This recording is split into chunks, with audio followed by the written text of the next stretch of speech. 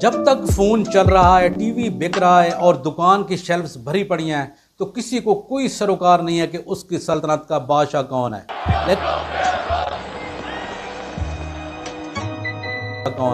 लेकिन ये राज एक सल्तनत में नहीं छुप सका और उस सल्तनत का आगाज होता है 1930 से। और इस सल्तनत का आगाज जनूबी कोरिया की एक तंग गली में छोटी सी किराना की दुकान से होता है। 이것 좀 보세요. 좋은 물건이에요. से होता है। किसी को नहीं मालूम नहीं था कि ये 20वीं सदी की छोटी सी किराना की दुकान 21वीं सदी में टेक की सबसे बड़ी सल्तनत बन जाएगी। इस टेक की सल्तनत का शुरू से लेकर आज तक कंट्रोल ली खानदान के पास रहा है। जनूबी कोरिया में इस ली खानदान को शाही खानदान का दर्जा हासिल है और इस सल्तनत का नाम है सैमसंग। फिर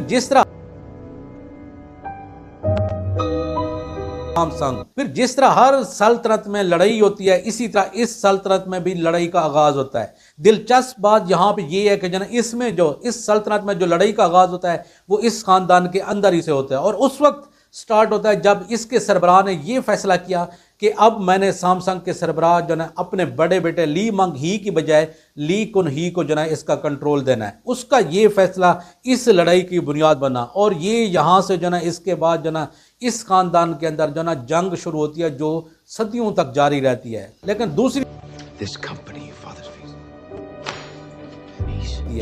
दूसरी तरफ अगर देखें तो सैमसंग बिल्कुल तरक्की भी करती जा रही थी। अब पूरी दुनिया में इसका ऐसा जाल बन चुका था कि सैमसंग एक कंपनी नहीं रही थी बल्कि ये कंपनियों का जाल बन चुकी थी, जिसमें एक कंपनी दूसरी कंपनी को चला रही होती है, दूसरी तीसरी को चला रही होती है। लेकिन इसका जो एंड रिजल्ट होता है, जो इसका ओवरऑल कंट्रोल होता है, वो सिर्फ और सिर्फ ली खानदान ही के पास रहा है। अब जहां पे सैमसंग का जाल पूरी दुनिया में फैल चुका था तो इसको एक मसला भी दरपेश आया और वो कौन सा था? इसको $10 अरब के टैक्स देने थे और उससे बचने के लिए इन्होंने अगर इसका हल ये निकाला कि इस सैमसंग के शेयर्स को बेच दिया जाए, तो ये ली खानदान के लिए किसी तरह भी काबिल कबूल नहीं था, क्योंकि इससे उनका कंट्रोल इसके ऊपर कम हो जाता। तो इसके लिए जो उन्होंने प्लान बनाया, जो मनसूबा बनाया, वो बेसिकली कौन सा था? मर्जर का था। मर्जर मीन के सैमसंग और एक और कंपनी जो शेल इंडस्ट्री है, इनको आपस में मर्ज किया जाए।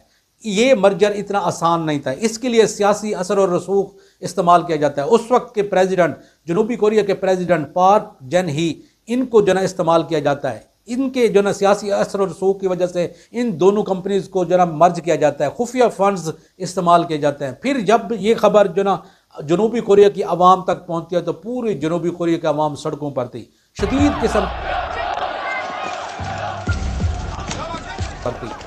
किस्म का एहतजाज किया गया, जिसके बाद उस वक्त के सदर के जनूबी कोरिया का जो प्रेसिडेंट था उसके खिलाफ इम्पीचमेंट की गई और उसको सदारत की कुर्सी से उतरना पड़ा। और उसके बाद जो सैमसंग का सरबराह था ली यंग, उसको जेल में जाना पड़ा और सालों मुकदमात के बाद जब ली यंग को वहाँ से रिहाई मिली तो एक वो नई सोच के साथ इस दुनिया में आया और उसने सबसे आते हुए पहले एक ही फैसला किया कि मैं अब इस सैमसंग की कंपनी का कंट्रोल अपने बेटों को नहीं दूंगा। तो ये सबसे बड़ा एक हैरान कुन पैगाम था। लेकिन अब आने वाले दिनों में ये डिसाइड होगा कि इतनी बड़ी टेक की सल्तनत एक ख़ानदान के बगैर चल सकती है, कि ली ख़ानदान के कंट्रोल के बगैर कि ये टेक की सल्तनत उसका वजूद बरकरार रह सकेगा या नहीं रह सकेगा।